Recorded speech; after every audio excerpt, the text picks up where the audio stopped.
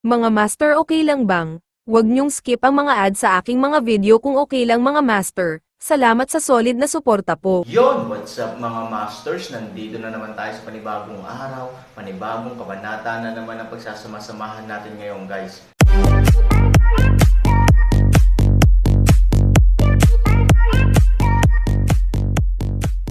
Bali mga masters, kung bago ka pa lang po sa aking YouTube channel, please click the subscribe button, lalong-lalo na po yung notification bell guys, para maging connected pa rin tayo sa isa't isa at maging updated kayo sa mga susunod ko pang video. Bali mga masters, bago natin umpisahan ng kwento ay mag-shoutout po muna tayo para sa mga solid nating tagapakinig. Shoutout kay Robert Dinoy at shoutout kay Marvin Caradang. Yun na nga mga masters, no? Bali hindi na ito patagalin. In 3, 2, 1, let's go! Masyadong mainit ang panahon, bagamat marami tayong yelo, sayang ang daming natutunaw. Ayon sa mga alituntunin at sa ating tubo, halos tinatantya natin na ang presyo ay dapat tumaas ng hindi bababa sa 10 beses upang maprotektahan ang ating kapital, ngunit 10 beses. Ngayon pagkatapos ng transaksyon sa umaga, ang presyo ay tumataas sa 10 amethyst bawat kati ng yelo. Kung ito ay tataas ng 10 beses, ito ay magiging 100 amethyst. Ngunit gaano katagal ang isang kati ng yelo sa kapaligiran na ito? Natatakot ako na hindi ito tumagal ng kalahating oras. Paano kaya ito? Kinalkala ng ilang tao na kung gusto mong gumugol ng isang araw sa kapayapaan ngayon, kailangan mo ng hindi bababa sa ilang dosenang cut-ties ng yelo. Kung ang presyo ay 10 beses na mas mataas, ito ay tinatayang na maraming mga tao ay kailangang magbakante ng kanilang mga wallet. Gayunpaman, alam din natin na kung ibebenta ito sa 10 beses ang presyo, maaring lahat ay makabili pa ngayon, ngunit paano bukas? Kinabukasan, narinig ko mula sa Han Sanchen na ang ganitong uri ng panahon ay tatagal ng kahit 1 buong linggo. 1 linggo, mas lalong nagkagulo ang grupo ng mga tao. Kung tutuusin, itong linggong ito ay talagang nagpapadilim sa mga tao. Dapat mong malaman na ang araw-araw na pagkonsumo ngayon ay halos nabura ang pera ng lahat, at ang presyo ng yelo ay patuloy na tumataas. Pagkatapos ng mahabang panahon, ito ay hindi kasing simple ng paggawa ng kanilang pera malinis, halos posible na hayaan ang karamihan sa kanila na direktang mamatay. So, inayos namin yung strategy namin. Pera, pwede tayong kumita, total nasa negosyo naman tayo, pero hindi natin makukuha ang black money ng lahat, lalo na't kumita ng pera sa buhay ng lahat. However, we are still discussing the strategy, kaya siguro kailangan mong maghintay. May nagmamadaling nagsabi, gaano katagal? I can't tell you this at the moment, because we need several people to discuss with each other. Alam naman ng lahat na hindi tayo pwedeng maging boss. Total ang pagbili ng yelo ay napakalaking halaga, kaya ang resulta ay kailangang pag-usapan ng ilang mga boss. Maaaring pag-usapan ito sa ilang sandali, at maaaring mahirap para sa lahat na sumang-ayon, at ang pagkaantala ay magiging mas mahaba. Gayunpaman, ibibigay natin ang ating sagot at ang lahat ay magpahinga sa lalong madaling panahon. Pagkasabi niyon ay nagpatuloy ang lalaki sa paglalagay ng kahoy na karatula para sa suspensyon ng negosyo sa mesa, tumayo at bumalik. Biglang sumabog ang mga tao. It's such a fucking hot day, bigla kang hindi makabili ng yelo. Hindi ba't katulad din iyon ng pagpatay sa kanila? Paano kaya ito? Eto, bakit biglaan? Kailangan pa nating pag-usapan, kung masyadong mahaba ang usapan, tapos hindi ba dapat maghintay ng forever? Okay lang maghintay pero ang problema hindi titigil ang init ng ulo dahil sa paghihintay natin, bumaba ka na. Thinking about the next few hours or even more, we will have to be directly exposed to this sweltering heat. Hindi ba nito gustong mamatay tayo? Ang kalungkutan ay nasa lahat ng dako, at maraming tao ang gustong umiyak ngunit walang luha. Let's go to the city lord and let him think of a way. Otherwise, kung maghihintay talaga tayo ng ganito, baka marami sa atin ang mamatay sa pwesto bago nila matapos pag-usapan. Ano ang silbi ng paghahanap sa Panginoon ng lungsod? Makatwiran at makatwiran para sa mga tao na magbenta ng yelo. Kapag dumating ang Panginoon ng lungsod, wala siyang magagawa tungkol dito. Oo, na may kaunting katwiran, talagang napakalinaw na kung sinasadya ng mga ngalakal ang pagbebenta ng yelo o hindi, ang mga malinaw na dahilan ay sapat at Lihay Timo. Anuman ang sabihin sa puntong ito, hawak din ng mga tao ang ganap na katotohanan. Sa sandaling ito, sa isang malakas na sigaw, dumating ang Panginoon ng lungsod. Nang makita nilang dumarating ang Panginoon ng lungsod, isa-isang nagmadali ang lahat. Panginoon ng lungsod, narito ka. City Master, sobrang init ng panahon na halos hindi na namin makayanan, pero itong nagtitinda ng yelo ay biglang gustong pag-usapan ang isang desisyon, at walang yelong mabenta. City Lord, go and negotiate, wala kaming yelo dito, hindi kami mabubuhay. Oo, Panginoon ng lungsod, ikaw, kailangan mong maging master para sa amin. Sa kasalukuyang eksena, ang lahat ng mga tao ay maaari lamang magdasal na ang Panginoon ng lungsod ay humarap upang malutas ang problema sa yelo.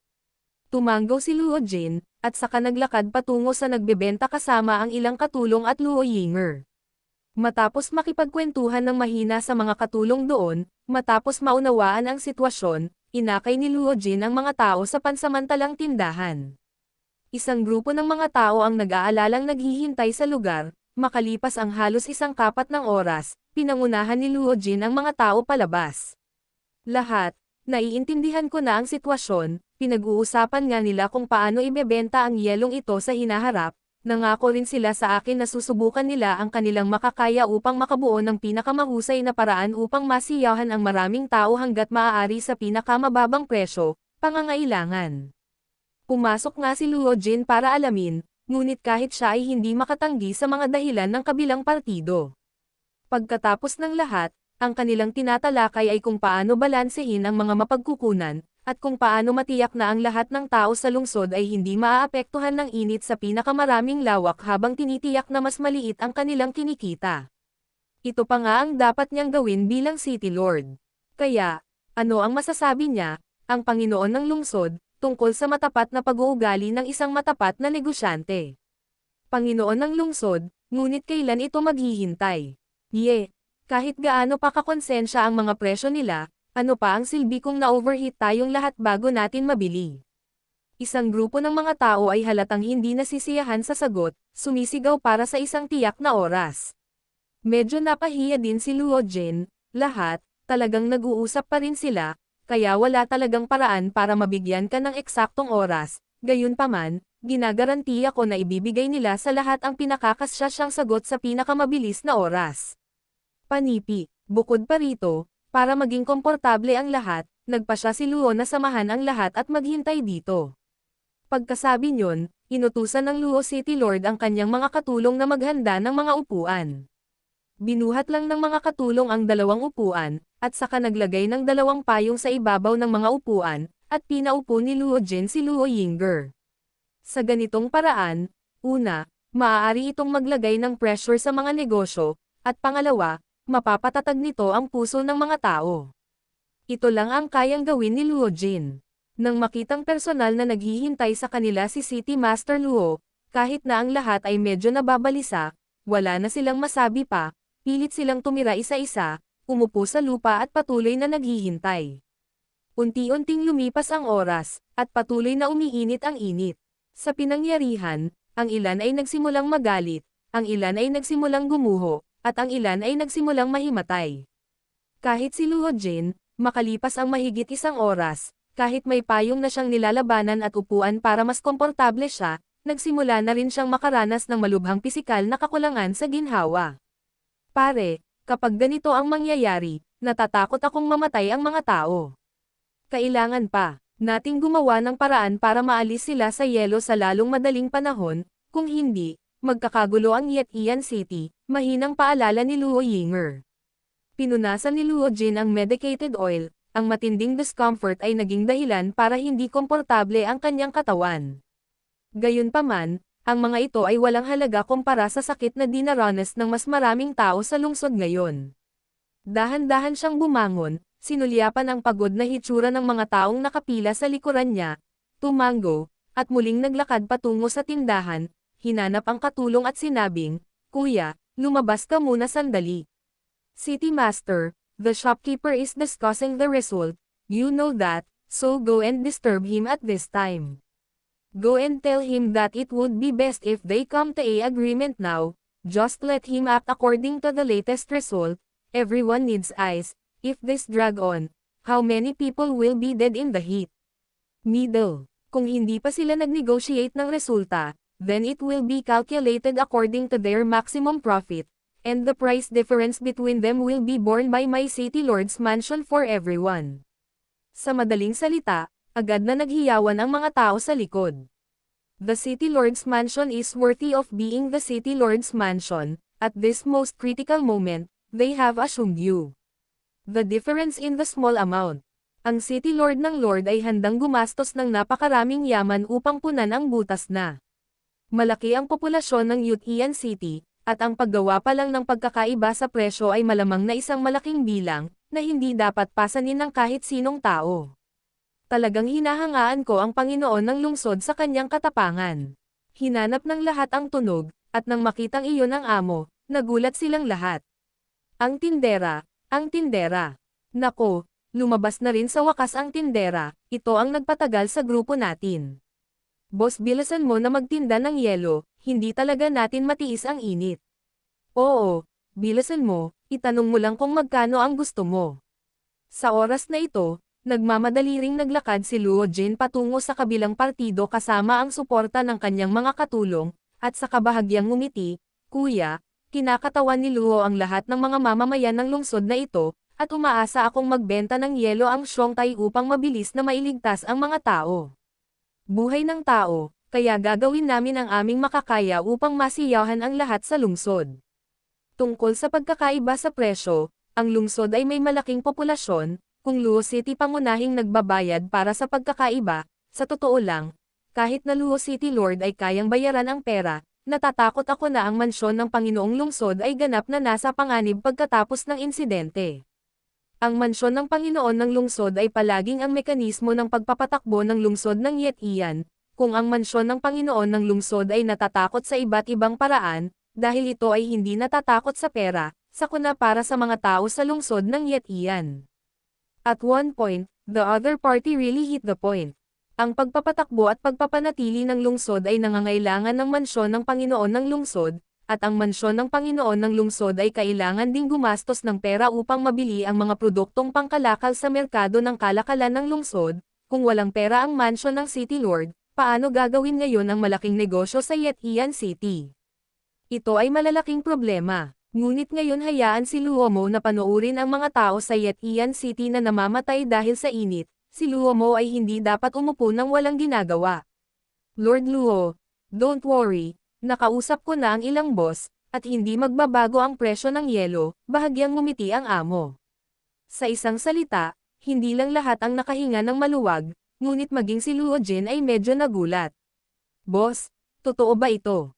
Siyempre totoo, ngumiti ang amo. At nagpatuloy, hindi ako nang ahas magbiro sa Panginoon ng Lungsod tungkol sa bagay na ito, bukod pa rito, kung isasaalang-alang ang mga pangangailangan ng lahat sa susunod na mga araw, espesyal na binuon namin ang isang hanay ng mga ruta na medyo mas naaayon sa publiko. Yan ang sabi ni boss. Ngumiti ang amo, napakasimple, barter. Barter. Tama, kung tutusin, may negosyo din naman tayo, so we always have to consider the profit. Kung babawasan lang natin ang presyo, alam mo naman na ubos na ang yelo natin, at dapat mataas ang amethyst para mabawi ang gastos. So, kung ganoon, dapat manatiling mataas ang presyo. City Lord, naiintindihan mo ba? Tumanggaw si Luo Jin, ito nga ang katotohanan. Mawawala ang yelo habang umiinit ang panahon at tumataas ang temperatura ng imbakan kasabay nito, kasama na rin dito ang pagkawala sa panahon ng transportasyon, ngunit hindi maiiwasan. Kung magtitinda tayo ng yelo sa ganitong paraan, maaari tayong kumita, ngunit natatakot ako na ang kalahati ng mga tao sa lungsod ay walang yelo na magagamit, at sila ay mamamatay sa huli. Tumanggaw muli si Luo Jin, ito rin ang katotohanan.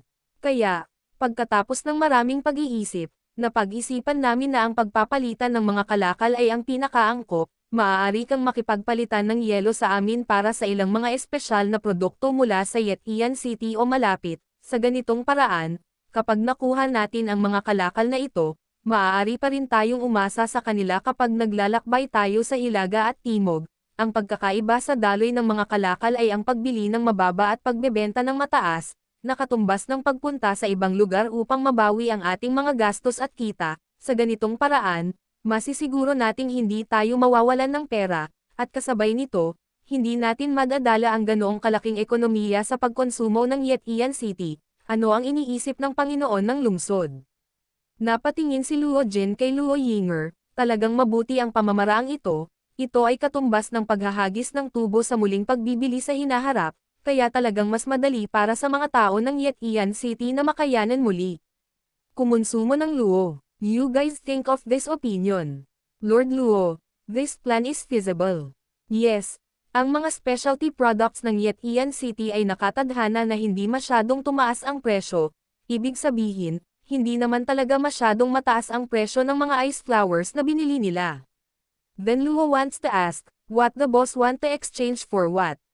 The boss smiled mysteriously, everyone. Yun na nga mga masters, no? Bali panibagong kabanata na naman yung natapos natin ngayong gabi. Muli, maraming salamat po talaga sa walang sawang suporta po sa aking YouTube channel na talagang inaabangan nyo po ang bawat upload ko po. Bali mga masters, magkita-kita ulit po tayo bukas ng gabi at ngayon po ay magpapaalam po muna tayo. Bali mga masters, bye-bye!